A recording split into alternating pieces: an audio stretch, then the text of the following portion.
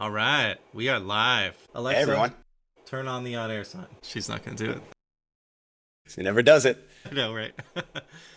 Yeah, welcome back to another episode of the Ruby AI podcast. We are joined by a very special guest today, Scott Werner, and another co host, Joe Leo, and I, Valentino Stoll. We are all together here today to talk about Ruby and AI. Joe, you want to say hello? Yeah, I want to say hi. I thought the topic today was about how I can up my nerd t-shirt game because I've been showing up in like the half-dressed, short sleeve worker man shirts, and I've just got like old Goruko t-shirts that I'm too embarrassed to wear out anymore, so I just wear them to bed. Yeah, I'm surprised there hasn't been a hyper specialized, engineering related t-shirt maker that just like uses AI to like generate very specific like niche things of like, in the Ruby world there's so many of them. Like There are, yeah. I would You buy could tons even of them. I would buy them all the time. You could even do it for like, per team, like certain recurring bugs. Right. It's like, name error on that, repos controller. That got us again. That would be really funny, like the swear jar, or like another company that used to have like, oh, if you like made master, red, you had to put like $1 in the jar, and at the end, like when it filled up, they had a party or something. It's a good rule. It's a We good had rule. a Like get a T-shirt, like you have to pay, make the T-shirt for the event, like. Yeah, I like that. Back in the old days when everybody used to like come into the office together, I used to consult at Boeing in New Jersey, and they had this system where the CI report was in these glowing LED lights across the office. And if you broke main, which back then was called master, your GitHub handle would be showing up in red. And so everybody would know that you broke it, That's which great. was effective. The wall of shame. Yeah. So, Scott, we wanted you on here for a number of reasons. It's interesting as I was preparing for this interview, nominally, it's like, yeah, we want to talk Sublayer. But there's so much else that you are involved in. You've got the Works on My Machine blog, everybody and Substack, which everybody should subscribe to. You've got this whole community on Discord, and you've got all these different experiments that you throw out there, to say nothing about Artificial Ruby, which is how you and I met, the meetup. So there's a lot to cover. Yeah. So why don't you just start by telling us a little bit about how you came to this AI and Ruby and made it your main professional goal. Sure. Yeah, and I mean, to start off, I want to say thank you for having me on. I'm so excited that you guys got this going. When we started Artificial Ruby, it was basically, I had really only found the Ruby AI Builders Discord, and there were only a few active people in there. And to see you guys connect and then start this podcast, it's just incredible. I'm super excited to see this and subscribe and continue listening to more and more episodes. But yeah, how did I get to make Ruby and AI my professional focus? Mm-hmm. So I've been a Rubyist for a long time. Started, I guess, maybe somewhere around 2008, and it was kind of like right around the time that Why the Lucky Stiff. It was like right before Why the Lucky Stiff disappeared, and he was super inspirational. It was very cool to see like him leading the kind of having fun with programming and like showing that it can be a creative medium, which I think a lot of us get into software because like we're excited about creating things, and then we go to school and it's like, whatever, optimize this algorithm, and like kind of that fun gets kind of, you lose the fun along the way. And to see somebody like him and then see the Ruby community back then, show that it's not like Office Space, which is kind of dating myself, but there was that thread that like, oh, the software and programming is is going to be like Office Space, and Ruby definitely wasn't at the time. So found my way there and have been through startups to big companies like Groupon and Adobe. My last startup was a Ruby startup called SaySpring, which was kind of like right at the start of Alexa and Google Home. We had built a prototyping platform for voice apps. So giving designers, product people the tools to build a voice experience and then test it out on device. We got acquired by Adobe, spent 4 years at Adobe building out the team that's now the product's called Adobe Podcast. We had some different internal names before when I was still there. But Ruby has been the common thread throughout my career, and seeing its impact on the industry kind of at the beginning of Web 2 and how, it was kind of Ruby and Rails were kind of the language and the framework of IPOs throughout the twins. Yeah, you're right. And, Ruby was kind of the default when I started Sublayer.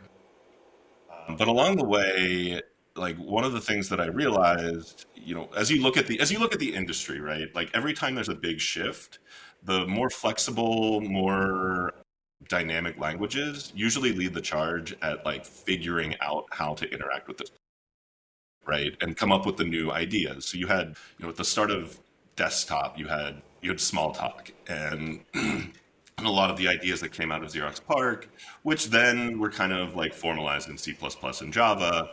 And then the web came along, and then Ruby and JavaScript kind of led the charge. So we were trying to figure out what these database-backed web applications were capable of. And, the idea of putting together a big Java team to build something like Twitter or Groupon probably wouldn't have happened, right? And so when I looked at AI, this big platform shift, as I skipped over something.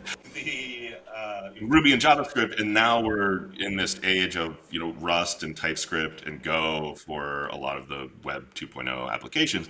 Mostly because like we're not coming up with new patterns, right? Like we've figured out how to stabilize. We know what we want to build, but now we're going into AI where we don't really exactly know what we're going to build yet, right? And Yes. so the dynamic, more flexible, easier to use languages offer the ability to kind of whip things together, have an idea, whip it together really quick and show it to somebody. And I could show the code to you guys and it'll be, under 100 lines. And you'll be able to quickly understand it because of Ruby's, the style of Ruby of like writing it very easy to read and heavy abstraction. That was my idea behind using Ruby, is that it would make it possible to get a lot done. And also, as we're exploring these new possibilities, I don't have to spend a couple weeks to see if my idea actually makes sense. Yeah, that's absolutely true. Yeah, I mean, I've always loved it for how expressive it is. I think that you hit on something when you spoke at Artificial Ruby a couple of months ago that I've carried with me, which is this concept that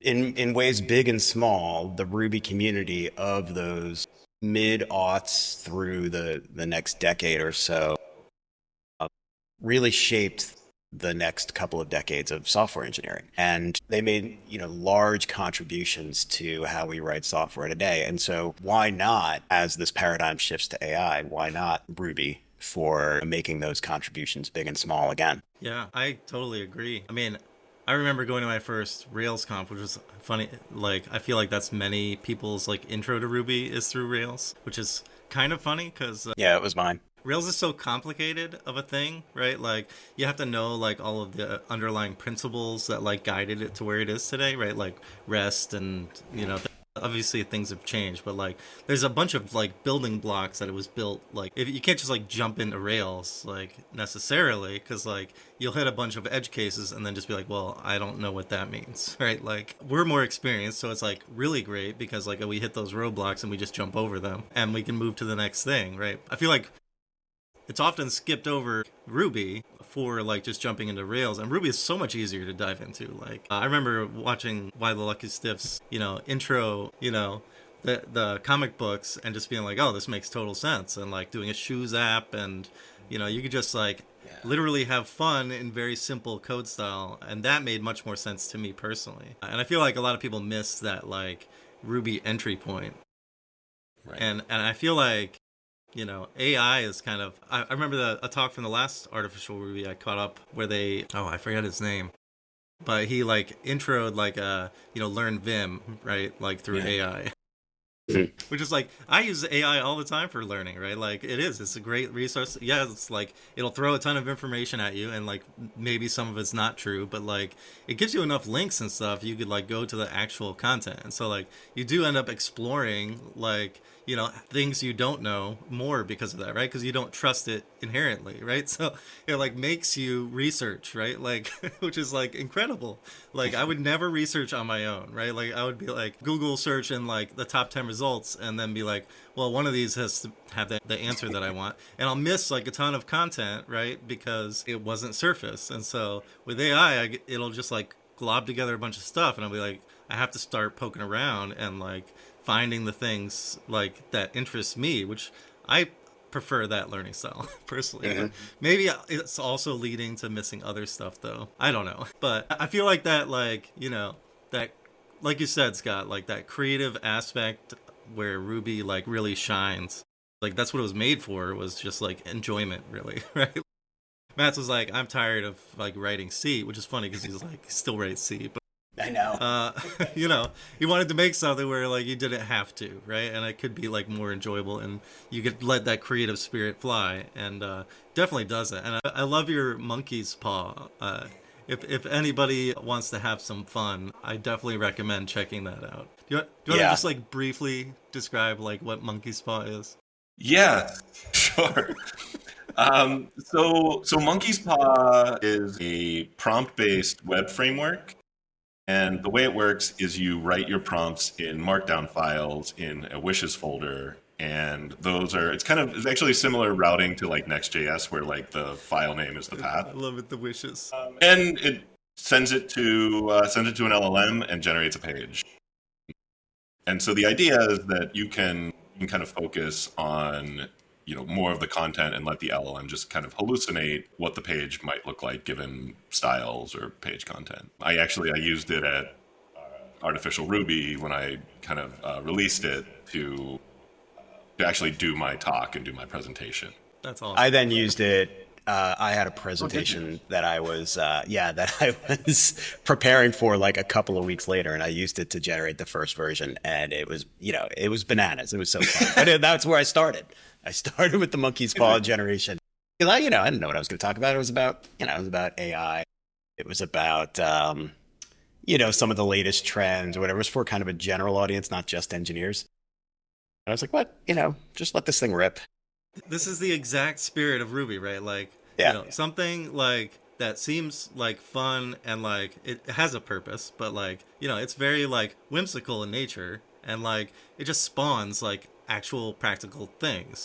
Like practical results like emerge from it. And I feel like that is where Ruby like really shines, and why like I feel like Joe and I wanted to like start this off, right? Like, because this spirit is like gonna be the driving force of where AI ultimately leads, right? Like, because like it's like a butterfly effect, right? Like AI will just like generate like massive amounts of stuff, and like massive amounts of stuff will generate from that, right? It's like a cacophony of generation at this point, right? Like we're just like you said, you make a bunch of wishes and like a bunch of stuff happens, right? And like people just keep repeating it, right? Like we're almost to this point of like, I don't know, like the AWS effect, right? Where like, oh, you just spin up a new machine and then you cut it over, right? Like, who cares like what happened before that, right? Like it's almost like what AI is happening now, where you're just like, all right, I want a new presentation. Like I don't care like what you generated the last presentation, like just generate a new one. Like what could it cost, right? Like Right.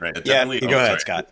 It definitely helps solve like the blank page problem, right? Like you can get yourself to a starting point to like start editing and moving like much faster, right? Like everybody hates like looking at the blank page.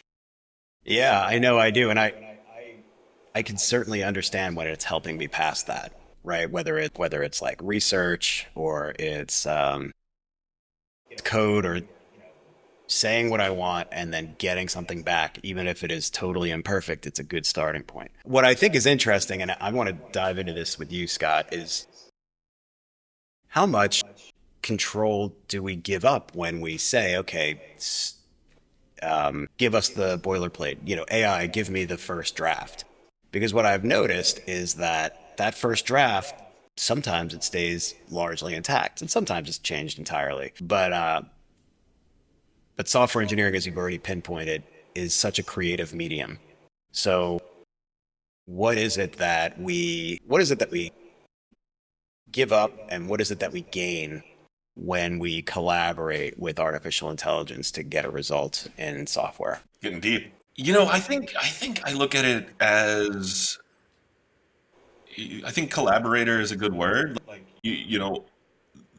I think you lose a lot if you just like throw a prompt out, get the output, and then paste the output without editing into whatever you're doing, into an email or to a blog post.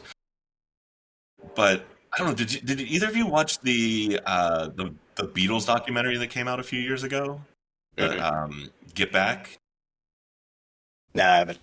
All right, so now I'm gonna I'm gonna go a little out there with this. So there was a scene where Paul McCartney was sitting there just noodling around, and it showed like his creative process of like it sounded a little bit like Get Back, but like each time he went through it, he like changed something. He started like just letting words come out of his mouth, not even caring about like what they were at first, and just like kind of humming to a melody. And then it eventually, like, George came in and Ringo came in and John came in, and they eventually kind of built Get Back over a bunch of iterations. But it started with something that like wasn't as polished or wasn't as clean. And so I think like, if we think about programming as a creative medium and creative collaboration with AI as a little bit of like that, of just give me some raw material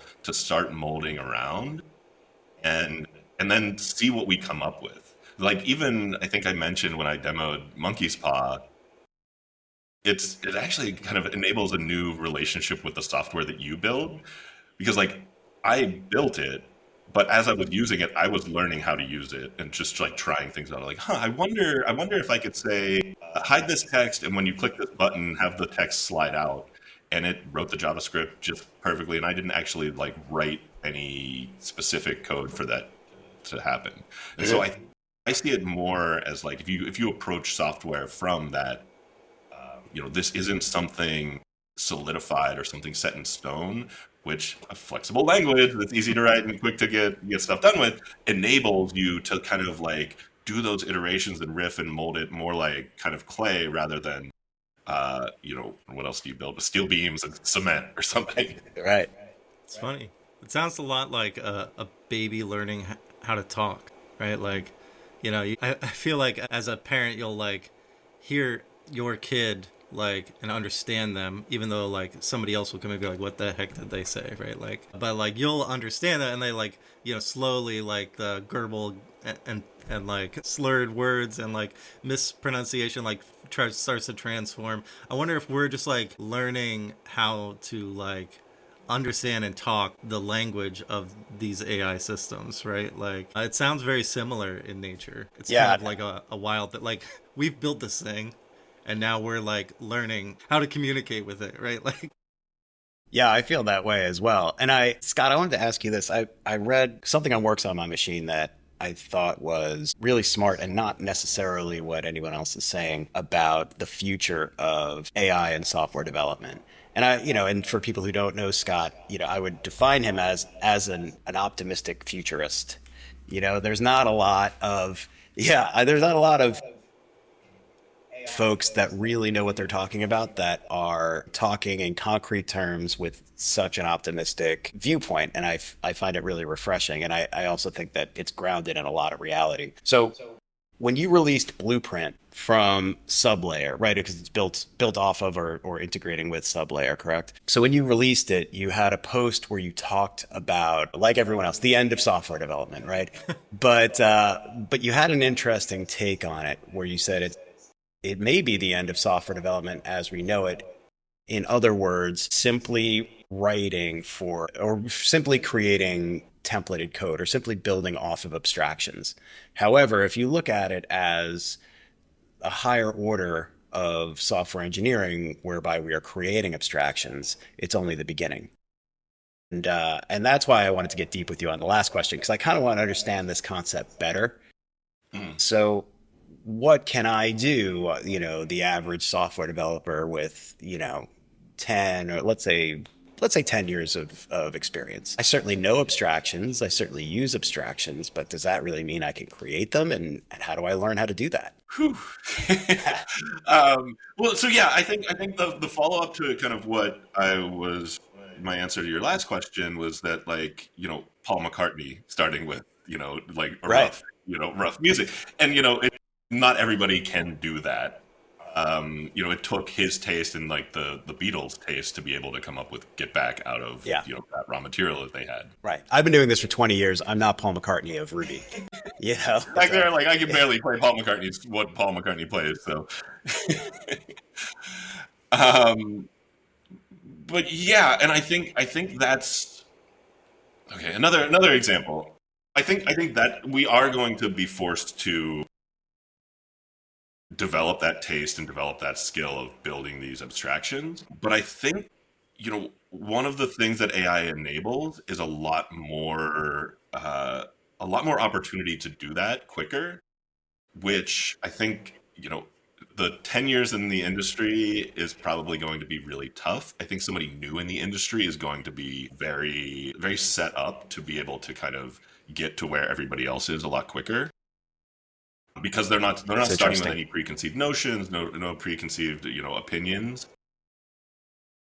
The people that have gotten far enough in their career to like start experimenting with building libraries and building their own abstractions are going to get superpowers. But it's like that middle is really going to be really tough, right? Because you're kind of stuck. You haven't had the chance to really get much exposure to building building an interface, building some abstractions, building some libraries, and then seeing the effects. And so you have all these, these opinions and these thoughts build up, but you're really focused on, where you are in your career. Which actually reminds me of something similar happened with poker. If you guys remember back in the early 2000s how everybody was playing online poker all of a Yeah. sudden. I was one of those people. Yeah.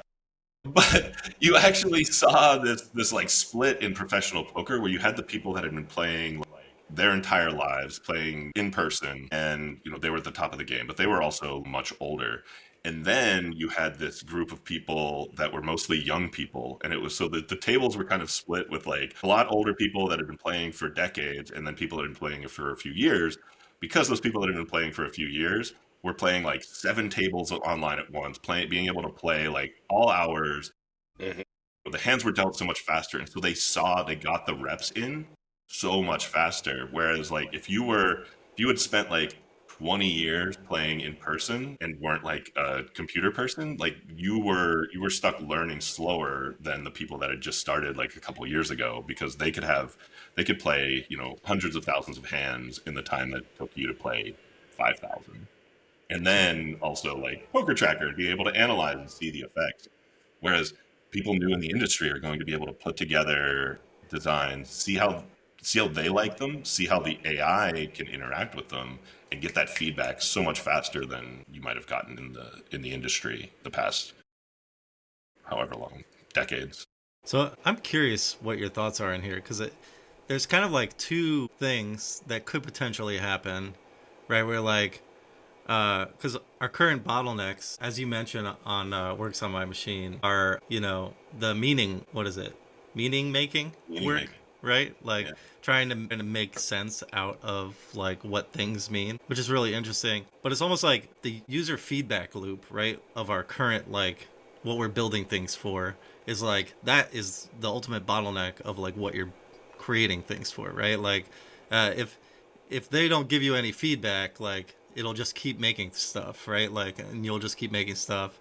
And it's the same problem like in a business, right? Where you're creating a whole bunch of things that you don't know if it's going to work or not, and you just hope people keep paying the bills, right? And so I wonder if like we'll see the opportunity for like failure early, right? Like, is this thing worth building, right? Will we see more of that, or will we see more of like better honed products, right? Like, cause it's almost like two pathways where you either build something that's useful, or like you realize really quickly that it's not going to be useful, right? Because you can generate things so quickly. And I just think, like, back when I was building things on my own, like, I would have loved to know early if it was, like, not going to be something fruitful, right? And, like, I feel like I've known so many people that are just like, they've gone and they're just like, this is my idea. I'm like, I need to see this through, right? And it's like, a lot of times it's just, like, not a product market fit, and, like, it will just never happen. And so I'm curious, like, we're kind of getting like the best of both things happening at the same time, where like people get to see the product market fit way earlier because it's so quick to build, or if it's just going to lead to like a bunch of stuff where you kind of use here and there, and you just have so many products that you're bought into, right? Like, what are your thoughts on like that aspect of like the AI as a product building nature? Think I I guess Joe kind of alluded to it in the beginning. We're kind of doing a lot of different things at Sublayer. Um, I think that's what it's going to start looking like because if you follow the traditional like kind of 2 week sprints or whatever, you would build for 2 weeks, you would get that in customers' hands, and then you would learn from customers interacting with what you built.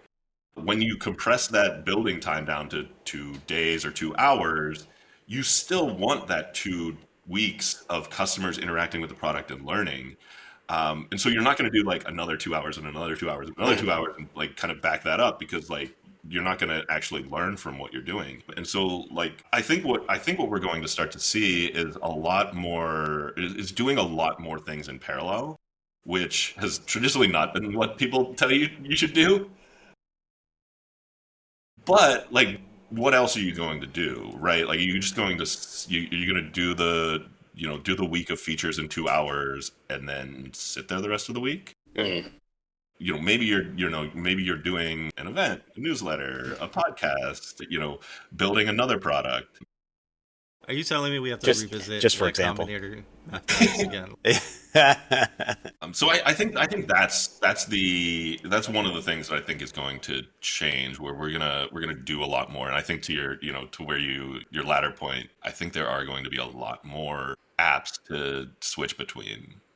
For on the customer end, I think there's going to be a lot more stuff to. So where do you focus your efforts in relation to that like user feedback churn aspect of things? Like where do you find AI works well like in that chain? As in like Supporting your products from the usage. we haven't really done much. I guess like it helps us kind of categorize or organize a lot of the feedback. And what am I trying to say here? I guess we've mostly been focused on using it to get to that point of like get something, get it out, Right. and then we're gonna like kind of learn from this while we're doing other things, because there's so much going on that like that I think has been the thing of just like always doing more things, because like AI is moving so fast and you need to kind of be able to keep up. And so it's been less about focusing AI on the customer feedback side and more about like getting us to the point where we're going to get customer feedback. Yeah, I think you've nailed it with sorry, I think you nailed it with the split, meaning that yes, we can build very fast, but AI has not um, sped up the customer feedback process, right? A person still has to go try out this thing and then give you something, hopefully, right, that you can use to build on the next iteration. Right. And so imagine that experience from the customer side. Like, we're only seeing the beginnings of this change in like most software, where people are going to be able to release a lot more features, release a lot more products, new products coming out all the time. And you know how are customers going to handle that, where look at how many people get outraged when like a favorite site changes their design, like Facebook changes their design, and so many people are frustrated where did this button go, like, or like, how do I do this thing now? That's going to start happening to all their products a lot faster. um, and we're already kind of experiencing a little bit in AI of think about how much work we spend keeping up with what OpenAI is doing, and Anthropic's doing, and Google's doing, and Mistral, and like all of the other platforms and all the other labs, and that's a full time job, right? And they're all kind of like focusing those tools and those services internally. Uh, and whatever is the best for a particular thing changes week by week or day by day, right? Yeah, Like, absolutely. I have a feeling like customers are going to have a really us as product builders, and then customers are going to have really tough time dealing with this like just oversupply and over like changing in velocity of like the way that all of their products have been or that they're used to their products delivering. Yeah, I mean, circling back to the meaning making work, right? Like, there's the like processing of user feedback, meaning making, right? Like, even in a Claude prompt session or like coding assistant session, like you give it feedback and it still like doesn't really know, right? Like Right. it'll make some guesses and like try. Mhm. It's more helpful, but like still doesn't really solve things all the time, right?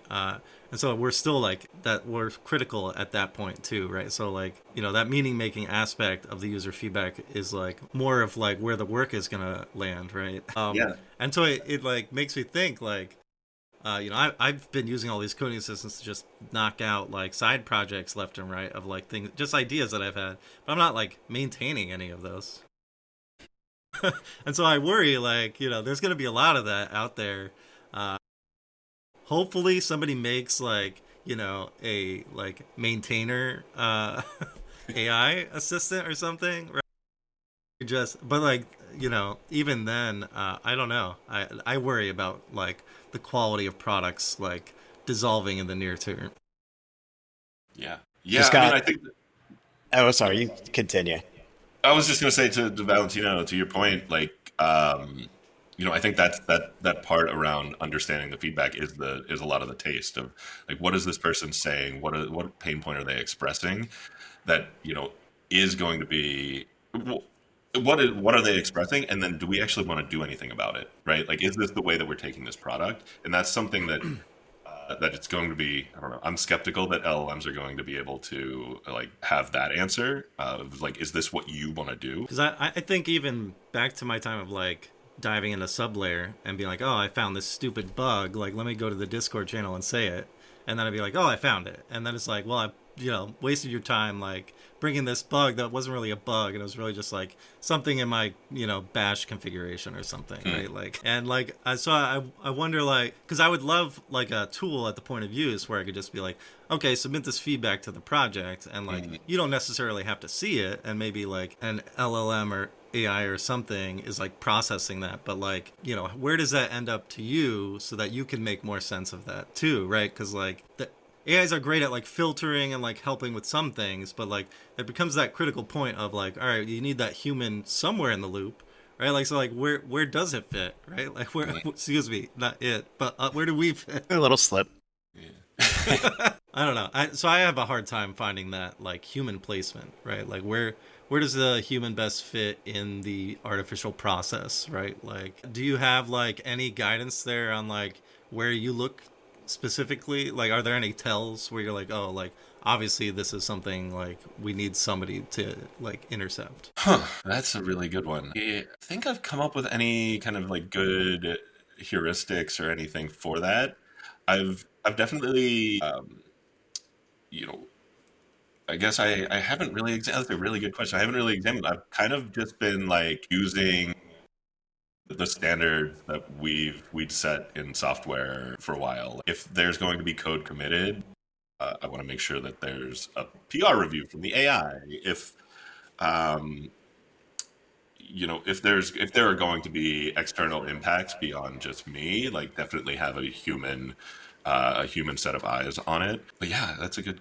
And I mean, I guess it's mostly been just relying on intuition because like I think like one of the latest works on my machine posts, I set up where we're changing our team photos every day based on a historical fact. Right, I And read that. I That's good. commented to somebody that like I actually don't even check whether this historical fact is actually real because it doesn't actually matter. Yeah. All it is just like feeding into the image generation. So like I could be lying that like something about the Beach Boys happened today in history. Right. Yeah, when the stakes are low, it's easier to let things let the LLM kind of do its thing. And I think just taking it back to monkey's paw, there's a little bit of that too, right? When I generate the first draft of something, it's for me, right? I can let the LLM kind of hallucinate and do some things, and maybe it'll be interesting. Yeah, yeah, and actually, I think that's something I'm thinking about. Like that question, that's something that's been on my mind a little bit too, around getting out of your comfort zone and really questioning, do you actually need a person to review this? Which I was having a conversation a while back around kind of like as Ruby and Rails were getting big, the sentiment. I don't know if this is the widely in the industry, but the sentiment that the person shared was that it looked like from the Java standpoint that like, oh, we had solved types. And the Rails community came around and we're like, yeah, but let's do none of that. And it's like, I can see Rails still makes people uncomfortable, right?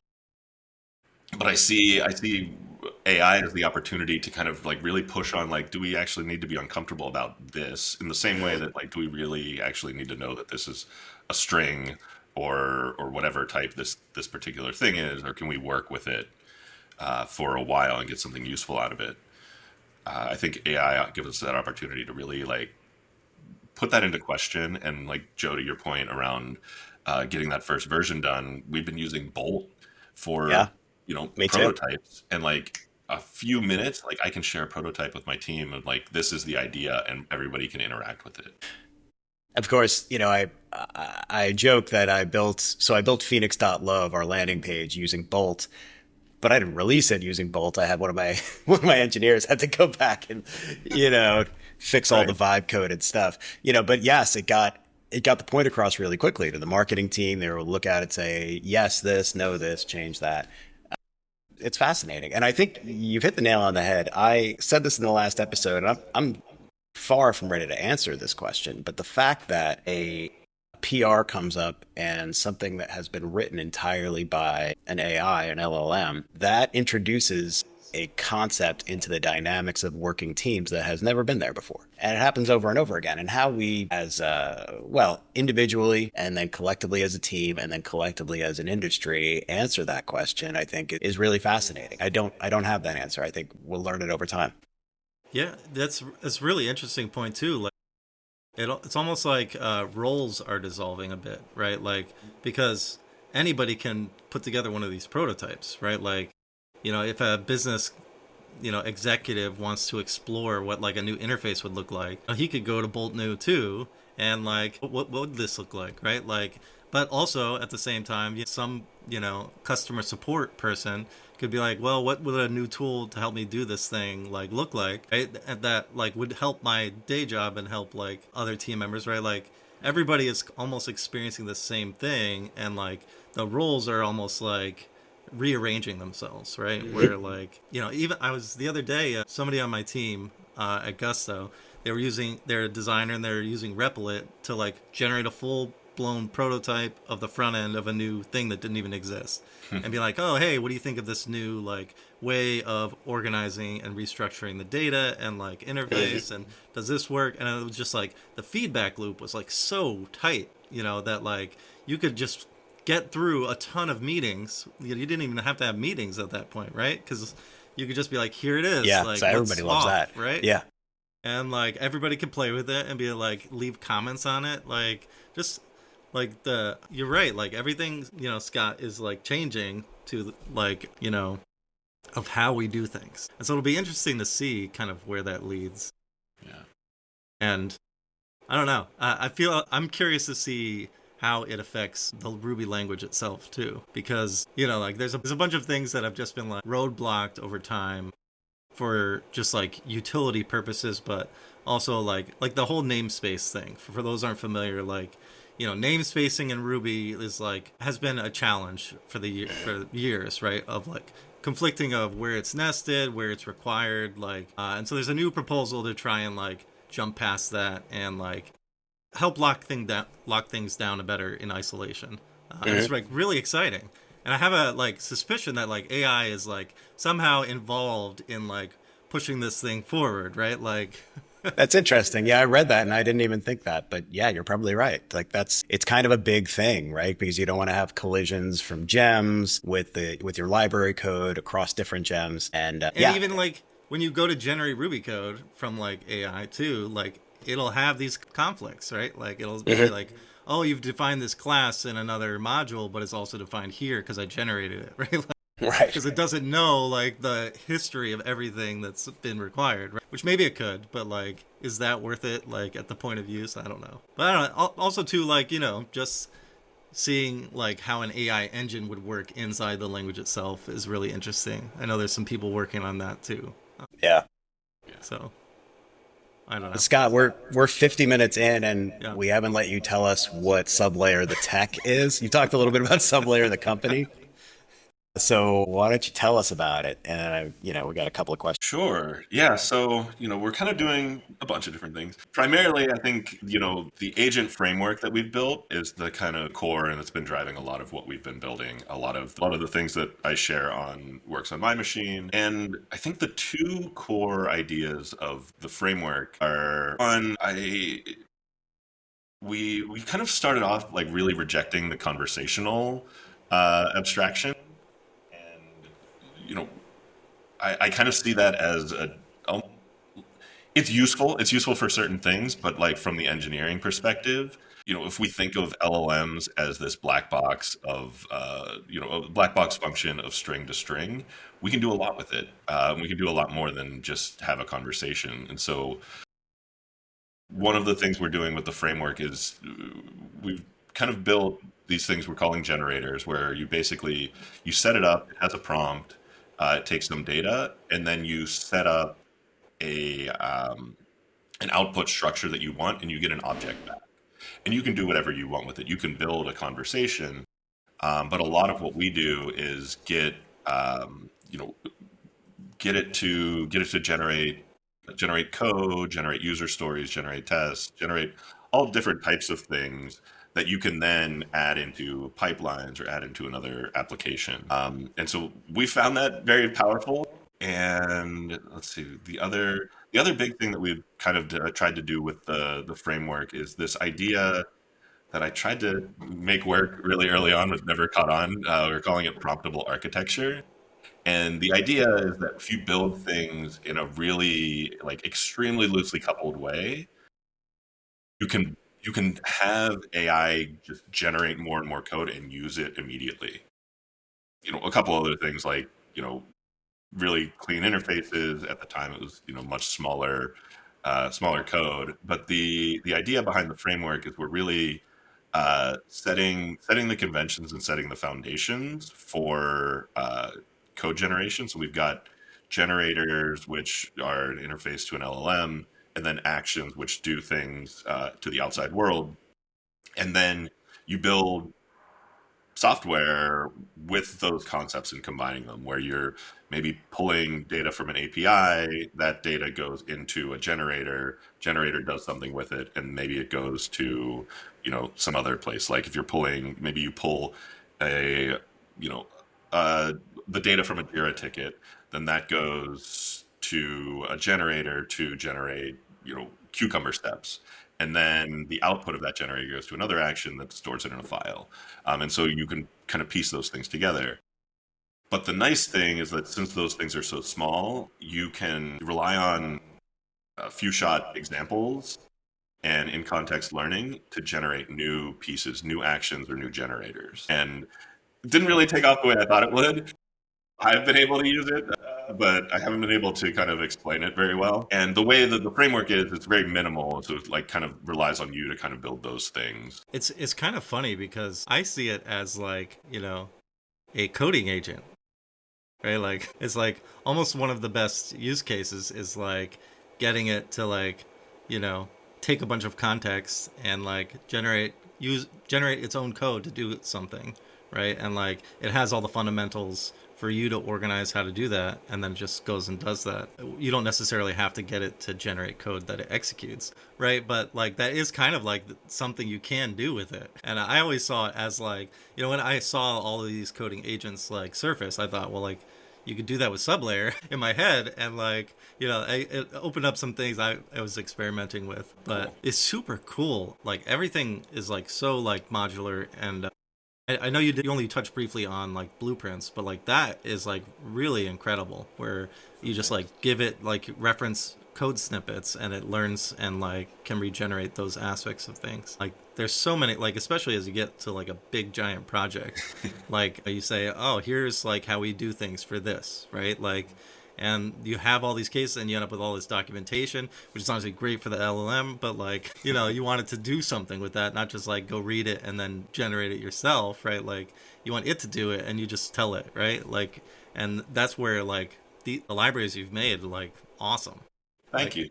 yeah, totally. Especially like in stronger typed like structures like GraphQL or something like that, where you have like very specifically defined things. You know, generation is like 100% accurate. Like, I've never had an issue with that style of coding within the sublayer and blueprints. Like, really awesome. Cool. So I'm like curious, like, where has like blueprints like led? Like, how has that evolved like internally? Do you still like use blueprints? Yeah, so I mean, I think one of the things that we learned with launching Blueprints and getting it out there and getting it in people's hands was that it did kind of require a little bit of a shift in the way of thinking about like how you're building software, which was a tough sell. And so we've actually done two things with the concept. One, we actually brought it into the sublayer framework itself. And so we have generators where you can, a command line generator where you can put a description of a generator or an action. And then we've got a bunch of examples of different generators and actions that you can just write a description and generate one right there in your project, which is kind of like what we're doing on the in the docs, where you can the same idea where it's blueprints. We were thinking that it could be an interactive docs kind of thing. And then the other, kind of came out of an works on my machine experiment where I have that overnight. It looks at this sublayer actions repository, looks at all the examples in there. I have Gemini, Claude, and GPT-4 come up with ideas for new actions that don't exist, and then make PRs for new actions. And that repo could keep growing, but I think there are probably 700 something PRs to review that I just don't have time to do anymore. It's awesome. And as an aside, I love the generators idea because I'm constantly forgetting migration generators, and I'm constantly Googling them or asking ChatGPT. And I don't want to do that anymore, so I'm just not going to. Yeah. Yeah, just so many things you can make. I'm curious to know, you build tech. I don't want to say on top of LLMs, but you're definitely utilizing them. And we face this as well with Phoenix. It's like, I guess, do you have any sort of existential dread that the LLM, the next release of the LLM is just going to do all that, right? Or percent of it, and make a portion of what is unique and compelling about Sublayer obsolete. We've gone through that a couple times actually. Yeah. And so I think, if you look, I don't know, if I look back at like all the things that we've done over the last few years, it has definitely been a case of like, you know, trying to skate to where the puck is going, not skating far enough, maybe skating way too far out there, and then trying to find that sweet spot where the models improve and they actually improve what you're working on and not like subsume it. And that's tough. No, it's we've gone through it once, right? So we're not as old as you with Phoenix, and so we've gone through it one time, and I feel like I need to learn from somebody who's gone through it a couple of times. Yeah, I mean, I think it's like I don't have a good answer. Yeah. I think it's really like even another product that we released, augmentations. I think that was less of model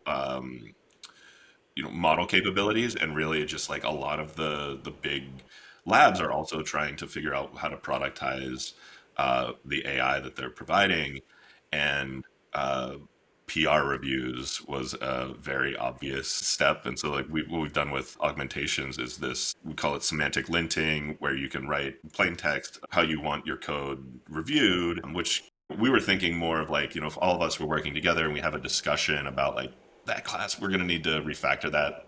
Let's not touch it. Let's not make it any worse unless we absolutely have to. You can actually set that up as a review. And so like, hey, this model has too many responsibilities. Let's not add a new one. or here's a different way to do what you just tried to do. And then now, like, a lot of the big labs that have connected to GitHub have the PR.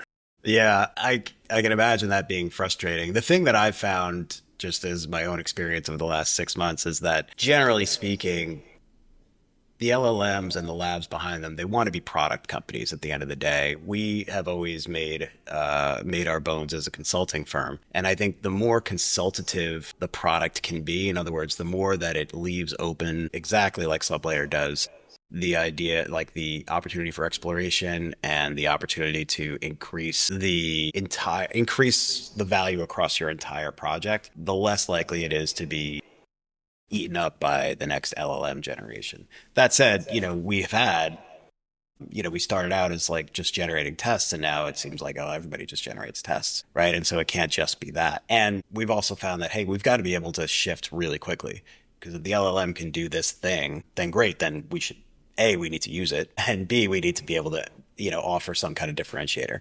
Right, right. Like, I mean, I've had similar conversations. I mean, going to everybody moving to the function calling syntax, the model's really getting good at the function calling syntax, which that was the other thing I was going to mention about sublayers. We're kind of doing function calling in reverse. Like, we're using function calling to guarantee the structured output, which I think I've only seen instructor use. But yeah, the function calling, you have Gemini with the recent PDF data extraction, something like 6,000 PDFs for $1. Like, imagine if you had like built this like complex OCR system for like analyzing PDFs. All of that is like legacy code. All of that's tech debt now, right? That's like a whatever. In a way though, like the people pay for like the buttoning up that you've done around that, right? Like, I think of like even like Hey from like Basecamp, right? Like, or not Basecamp, 37 Signals, whatever they're calling themselves. Like it's an email client. Like there's so many email clients, right? Like, but people pay for that, like buttoning up, like smooth, like nice design. Like even Apple, right? Like why would somebody pay so much for like it's a phone, right? Like there's a bunch of quality like wrapped around all of the basics that are ubiquitous across all phones and smartphones, right? So like I feel like the same is true of like the software products, right? Like Phoenix as an example, right? Like you're laser focused on tests, right? Like, and test generation, and like making sure that the tests align with the quality of software that's being created for it, right? Like, and making sure that it doesn't degrade. And like somebody like GitHub, they aren't focused on tests, right? Like they're focused on Git and Right, GitHub, yeah. right? Like, and so like those kind of players, they have such a wider net. Like they're never going to be able to compete with you focusing on the one thing, and that's going to be true of any product that you make, right? Like, and I feel like there's always going to be the fear of like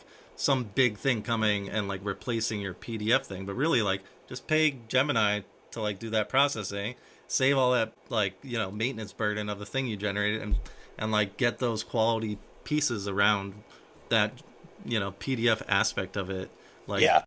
bolted on to your customer, and it would survive, right? Like that's my thoughts. Well, I'm not first, a business owner, so yeah, So first, Scott and I both hope that you're right. And then second, yeah, I think that's what I'm getting at. So you find out that this part of your application has been made obsolete. How quickly can you stop using it, move to something else, right? And AI is supposed to help us move fast, right? And so how quickly can we say, okay, this part of the process is dead. We need to leverage what's here, scrap the rest, re-architect what's what's left, and we can't miss a beat, right? We got to move quickly on it. That can be challenging. Yeah.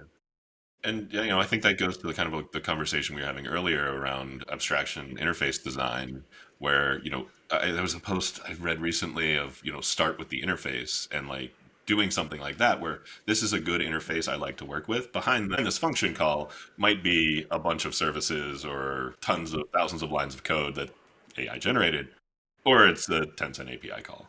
It doesn't matter, because your system is designed for the interface that you have rather than the implementation. right. Yeah, hard problem solved. I trust that collectively we'll be able to solve it. Mm-hmm. Hopefully you'll be able to survive it. I believe in you guys. Yeah, I do too. I think Scott's approach and what you talked about before about keep keep a bunch of irons in the fire, right? You have Sublayer as this basis, and you've been spinning off these different potential products that are either open sourced or not. But it's like, okay, well, you've got multiple bites at the apple. You have a lot of, you can take multiple shots to see what really is going to take off. Yeah, yeah, the agility is on your side. Supported by AI. Right.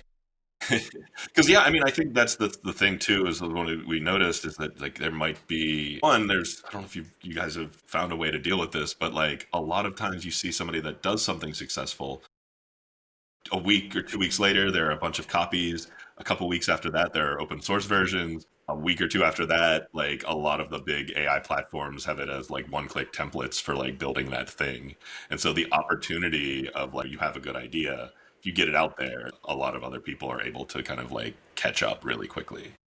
Yeah, I don't disagree with that, but at the same time, like it's the same of like software frameworks and things like that, right? Like one will stick and it'll get used, right? And even though like you can go and duplicate it yourself, it's like there's not really much value in that because like everybody else has like gone around it and like there's like this community consensus on like okay, well like we all know how to do this and it just makes things easier. And it'll be interesting to see, like if you can focus, right, like what you're building around that idea. I feel like that's probably the most valuable thing you can do is just focusing on how the community consensus can converge on your products, right? Like, which I think you're doing a great job at, to be honest. Yeah, thanks. Yeah, I think one of the things I've noticed too though is like we are definitely in this age where like a lot of people who are here and building are also experimenting too. And so a lot of people, a lot of times you see, you'll release something or you see somebody release something and then there will be like a flood. You'll see like a dozen of like, oh yeah, I made something like this 2 weeks ago. Like the like turn your repo into a single text file for use in context. Yeah. There was like a 2 week period where like somebody got popular with one, and then like every day there were like a couple new ones. Like, oh, I made something like this last week. Yeah, I actually needed this. Here's my command line version. Here's my web version. So I think we're in this like really cool. This must have been what it was like in the like the early Unix days. I wasn't there. Like you've got this like new platform and like everybody's kind of like has the capabilities to mold it and change it, and so you had all these new utilities springing up that solved problems that you find like a lot of people actually have. It's funny that there's an episode of Co-Recursive Podcast which is pretty great. They had somebody on that made the whatever the MS Paint version on the Mac was. I forget what it's called, but he like an ad that was like a computer like forum, like in paper form. Like he like wrote in and was like, oh, this sounds really interesting. Like they like started like a thing, and he like wrote like in a cabin in the woods, like the first like paint version on the Mac, and like submitted it and like sent it in and like got it reviewed and it circulated, and Apple ended up like buying it from him, right? And he ended up working for Apple. And I feel like, there's a similar thing happening now where like, people are like coming together and just being like, oh, hey, look, I did this thing. And like, a lot maybe just like be like, oh yeah, that's interesting. Like, mess around with it and use it a bit. And some of it is like blowing up and like turning into things, right? Mm-hmm. And it's just exciting to be able to just like participate in that. Right. Even if you have nothing, right? Like if you're in a cabin in the woods and you don't have electricity, right? Like you could still like participate in this like huge thing that's happening. It's just wild. Yeah, I totally agree. Yeah, so we've been talking a while, Scott. I feel like we could just keep it going all day, to be honest. I know. But is there any imparting wisdom here, last notes you want to talk about? Well, I guess I had one question. So, like, this is, you guys are both works on my machine reader. So I did have this question for Joe as, dovetails into something that we've, like, started noticing ourselves and building. Sure. When you have Phoenix running, what do you find you and your team do? Like, do you sit there and watch it? Do you do something else? Like, what is that experience like? It's a little bit like it's running in the background. Where we are right now is that we can switch out models fairly quickly and we can rerun commands, but that's not fully automated. So a lot of times we kick it off and, we continue working. We check in on it. We've got some pretty extensive reporting on it. And then when it's finished, we'll get a tally. We'll say, okay, it's generated, 3,500 tests and, 200 are failing, the rest are passing, whatever it might be. So we send it to do it again, and it might be that we switch the model. We don't really switch the context. We might switch the command and run it again. So it's mostly on its own, and we probably could fully automate it, but right now at this point we kind of want those check-in points. How often do you have like alerting or anything like notifications for like it's waiting for your input, or it's like at one of those checkpoints, or is it a little bit like you're like, oh, we should check on it? I believe this is a lead engineer question, but I think we are notified when it's complete. Okay. We've got, yeah, and most of this, so I shared on the last podcast, we started this in Python. But we have so much of it instrumented or the workflow built out in Ruby now. And so there's a job that is completing. And so at the very least, we've got, an active job. You can see what's running and know when it's done. I'm not sure if we built an alert in yet. Probably we're just checking on it. Gotcha. Yeah. So the reason I ask is like one of the things that we've been building a lot of stuff and like reflecting on, what's missing here, and like we'll have the AI agents running in some tab or some terminal or doing a deep research, and or upload it, analyze this video I just uploaded, and you'll have an error, or it'll be sitting there waiting and you've forgotten about it. You've like moved over to your email and you're like spent 2 hours responding to email or whatever, and this thing has been sitting there waiting for an answer. And so that's why I asked. It's like, is that the experience, or like I don't know, I'm still trying to break the habit of like I put a prompt into Bolt and like watch it build the app. I just like sit there. Yeah, but it is amazing when it happens. I mean, I understand that. It's funny. You almost need like an idle time upsell, right? Like built into every one of these LLM things. While you wait. Right? Yeah, we could do something else, right? Do you want to create a new Bolt? Like, I had a friend tweeted something like vibe coding, more like vibe waiting. Yeah, it's true, but the wait is more fun than right. compiling something. But yeah, we're kind of working on trying to solve that aspect of like you've got all these powerful agents doing all these things that are all demanding your attention. How do you organize that, and how do you categorize that? That's interesting. Really, really curious to hear, and maybe we'll chat sometime when we have something to demo, see if it would be useful for what you guys are doing at Phoenix. Yeah, I knew you were setting me up for something, but I would, I would like to check it out. I mean, right now we onboard 1 or 2 companies a week, but that's going to increase when we kind of take the restrictor plate off. And then, there's going to be more than a couple of jobs to be monitoring. And I want not the smartest engineer I've ever met monitoring them. I want somebody else to do it. I want to, delegate that task. Yeah, I know we are like kind of at time here. You've got me going here. But I feel like that is definitely something like that is a black hole of like, orchestration observability is like such a like missing thing, because it's custom to every single workflow, right? So like it's not something you can even like offer as a product because it becomes too complicated and coupled with all the business logic and stuff that like you can't really explain for everything, right?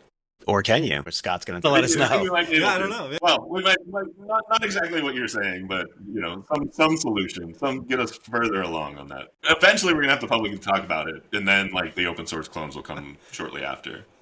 I wonder, release something like in secret so that like you have to like be a member in order to like know that it even exists, right? But then like everybody wants to get in, almost like a secret club style release, right? Like I wonder if that's even possible, right? Because everybody just loves to like whistleblow, like like in like nobody should be able to, not whistleblow, maybe that's the wrong word, but like like leak. They want to be the ones with the insider info, right? And you so, can't like, be. I wonder if that's prove that, right? Unless I wonder if it's spill possible. Yeah, like to even say, like maybe like I don't know, you could have something. Yeah, I have no idea. Yeah. That actually reminds me of Ben Thompson in Stratechery. He had this post recently where at the end he talked about, it was like kind of right after deep research came out. And he had this post, at the end of the post, he finished it with like, value is going to accrue to the secrets that you can keep from the AI. That like, once it's out there and the AI knows it, everybody has access to it. And so like, there will be value in like the things you can keep from the AI. Yeah, I read that too. Which like it I'm a goes right big, into what you're yeah, I'm a saying. big Stradivari fan, and yeah, it's cool to think about. But on a serious note, look for the Ruby AI Substack coming soon, where we do secret releases that only Yeah, subscribers totally. can see. Yeah, I'm on board for that. Yeah. Awesome. Well, I think we're at time here. Scott, it was great to have you on. Maybe as like a quick, like, departing thing, like share one thing that you found super cool or interesting, want other people to know about, and expose it to the AI world here. Expose it to the AI world. Well, I guess the other tab I have open here right now is TL Draw's computer. It's kind of like a visual interface for, I actually don't know how to describe it, but I use it to generate the image back here every day. But you can basically create these like visual boxes that have instructions, text, image, and create these kind of like reusable pipelines for AI. Mine's definitely simple. There's way more complicated things, but I'm still awe of what they've done with TL Draw. Yeah, that's super fun. Yeah, what about you, I Joe? could go next. Well, what I have to share is actually a series of blog posts. It was started last year. It's a demystifying Ruby thread, or I'll post the first one here. And it goes into threads, processes, and ractors. And I just found that it really explains ractors in a way that is very easy to digest. I remember the first time somebody tried to explain it to me, I was like, I don't know what the heck you're talking about. So it explains it with simple examples and gets it across, threads, fibers, ractors, processes really simply. And then it goes on. It starts to talk about in a future blog post, a garbage collection, and then the last one was just published a couple of weeks ago about memory, the heap of the stack, etc. So it's good. Very cool. I'm going to check these out. Yeah, I love a good concurrency read. Yeah, me too. Yeah, I've got one thing. I just released it this morning, actually. It's kind of fun. Oh. It's called the AI Software Architect. It's basically a series of markdown files specifically laid out in a folder structure that lets you basically implant a bunch of members that you can define that are software architects of various domains, and you can get it to review your code base. You can get it to draft up ADRs for new features that you want developed or technology you want introduced, and you can help it like even review the code changes that you have like in place and just ask it, does this align with our architecture system-wide? Like, what are the pitfalls? I'm using it a lot in just some side projects. I'm bringing it into some things I'm doing at Gusto as well to just sanity check a lot of my work as well. Nice. As I start to do so. And it's very interesting idea of just like markdown files.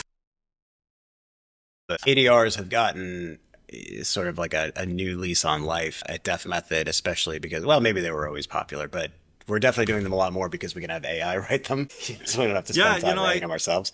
I followed this approach for a side project called Agentic I'm working on. It's like not really anything worthy of looking at yet, but I basically just set it up in a workflow where I'm just saying, this is what I want to accomplish, and this is something that I want to do. And like, coding assistants are great at planning and then like making to-do lists and stuff. But instead of like just diving right into it, starting with, okay, like let's think about this purely from an architecture standpoint, using all these references and people that I know that like are, historically known for well-designed systems like Sandy Metz and Sarah May and all these people that like happen to fall into the language that I'm working in, right? But you can do anybody and just have them like, have the system like analyze itself and where this new thing fits into it.